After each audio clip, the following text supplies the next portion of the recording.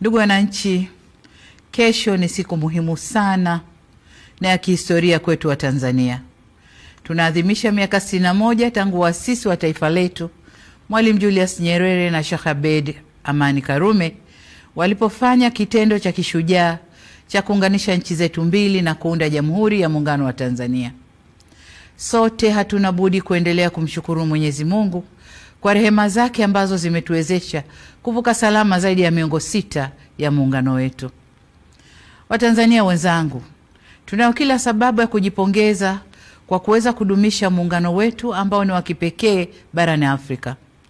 Kama alivyowahi kusema baba wa taifa Mwalimu Julius Kambarage Nyerere, namnukuu, Tanzania ni lulu ya pekee kabisa katika historia ya Afrika huru, mwisho wa kunukuu.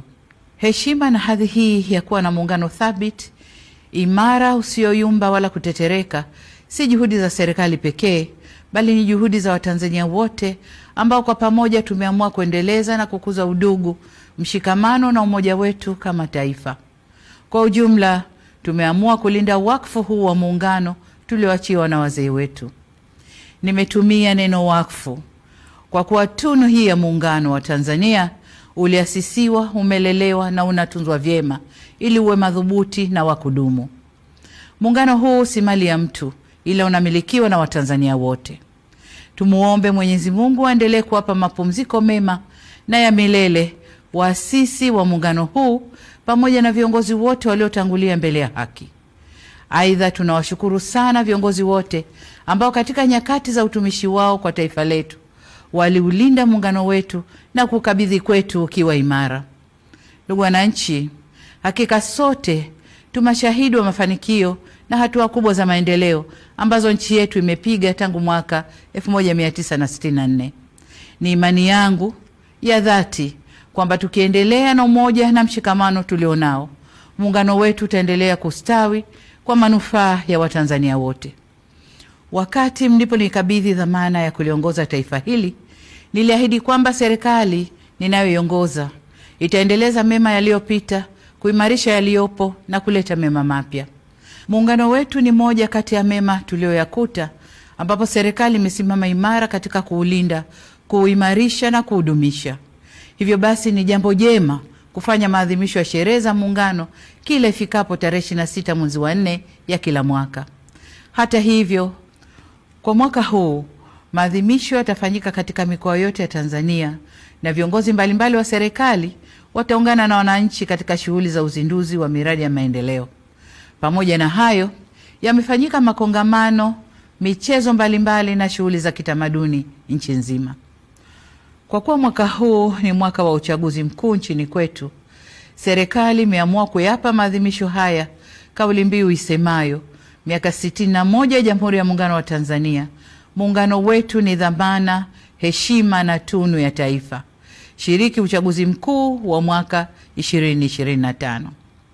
Katika ngazi ya kitaifa, kesho tarehe 26, kwa niaba ya serikali na wananchi kwa ujumla, nitatunuku nishani za muungano kwa Watanzania wenzetu kama ishara ya kutambua utumishi na mchango wao katika ujenzi wa taifa letu na katika kudumisha muungano wetu.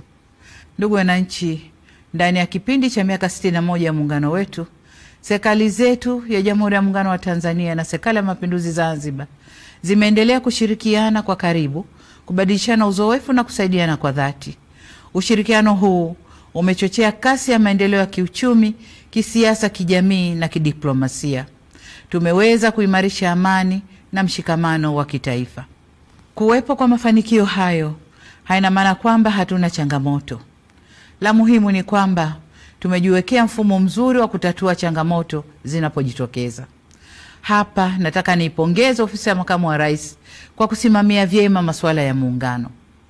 Aidha, ninawashukuru wote waliofanya makongamano ya kueleza faida, mafanikio na changamoto zilizojitokeza katika kipindi chote na jinsi zilivyofanyiwa kazi. Ndugu wananchi, ndani ya miongo 6 tumeweza kulinda uhuru wetu na mapinduzi matukufu ya Zanzibar dhidi ya matishio mbalimbali. Aidha, Tanzania imeendelea kushuhudia mabadiliko ya uongozi kidemokrasia, ambapo kila baada ya miaka 5 hufanyika uchaguzi wa viongozi wa kitaifa na wa serikali za mitaa. Zaidi ya hayo, muungano wetu unaendelea kuzingatia misingi ya utawala bora katika nyanja mbalimbali ikiwemo utawala wa sheria, haki za binadamu, uwazi, uwajibikaji na maridhiano. Demokrasia yetu imeendelea kukua na kuimarika, hususan kupitia falsafa yetu ya R4 ambayo itaendelea kuwa nyenzo muhimu ya kukuza ushiriki na ushirikishwaji wa wananchi kwenye masuala muhimu kwa mustakabali wa nchi yetu. Hata hivyo, nataka kusisitiza kama ambavyo nimekuwa nikisema katika majukwaa mbalimbali kwamba kutekelezwa kwa falsafa ya R4 kunaendana sambamba na kuzingatiwa kwa katiba na sheria za nchi. Kamwe falsafa hii haiwezi kuwa kisingizio cha kuvunja sheria au kujenga mazingira yanayohatarisha amani, usalama na utulivu wa nchi yetu. Dola ya Jamhuri ya Muungano wa Tanzania inasimamiwa na mihimili mitatu ambayo ni serikali, bunge na mahakama. Kwa pamoja kama nchi, tumeamua pia uendeshaji wa shughuli za nchi yetu ushirikishe taasisi nyingine za ndani na nje ya nchi, taasisi za serikali na zisizo za serikali, taasisi za kidini na za kiraia. Shughuli zote zinazofanywa na taasisi hizi zinaongozwa kwa mujibu wa Katiba ya Jamhuri ya Muungano wa Tanzania, Katiba ya Zanzibar, sheria na kanuni zinazotungwa na miongozo na makubaliano mbalimbali ya kitaifa na kimataifa. Nyenzo hizi nilizozitaja zimeeleza masharti na mipaka ya kazi kwa taasisi mbalimbali zinazofanya shughuli zake hapa nchini. Ili kuiwezesha serikali kuendelea kulinda haki za kiraia ikiwemo haki ya kujieleza na kutoa maoni, ni vyema sote tusivuke nje ya mipaka yetu. Tusisahau kwamba mfumo wa dola yetu ni kuongozana, kusimamiana na kuwajibishana. Ndugu wananchi, mwaka wa 61 wa muungano wetu umeangukia kwenye mwaka tunaokabiliwa na jambo kubwa la kidemokrasia nchini. Tutafanya uchaguzi wa kuwachagua rais wa Jamhuri ya Muungano wa Tanzania na rais wa Zanzibar na mwenyekiti wa Baraza la Mapinduzi, wabunge wa Bunge la Jamhuri ya Muungano wa Tanzania na wajumbe wa Baraza la Wawakilishi pamoja na madiwani. Ni matumaini yangu kuwa tutaendelea kudumisha sifa ya nchi yetu kuwa ni kitovu cha amani na nchi ya kidemokrasia iliyojengeka juu ya misingi ya uhuru na haki. Serikali imejipanga kuhakikisha kuwa mahitaji yote ya Tume Huru ya Taifa ya Uchaguzi yanapatikana kwa ukamilifu na kwa wakati. Aidha, tutafanya kila tuwezalo kuhakikisha kuwa uchaguzi unafanyika kwenye mazingira ya utulivu na amani katika kipindi chote cha matayarisho hadi wakati wa uchaguzi ili kuwa na uchaguzi huru na wa haki. Wito wangu kwenu wananchi, mjitokeze kwa wingi kushiriki katika mchakato mzima wa uchaguzi, kuanzia kujiandikisha kwenye daftari la kudumu la wapiga kura, kujitokeza kugombea na hadi kupiga kura. Niwatake viongozi, wanachama na wafuasi wa vyama vya siasa tuzingatie taratibu na sheria za nchi. Uchaguzi huu uwe ni fursa kuimarisha zaidi umoja na demokrasia yetu ili tupate viongozi bora na walio imara.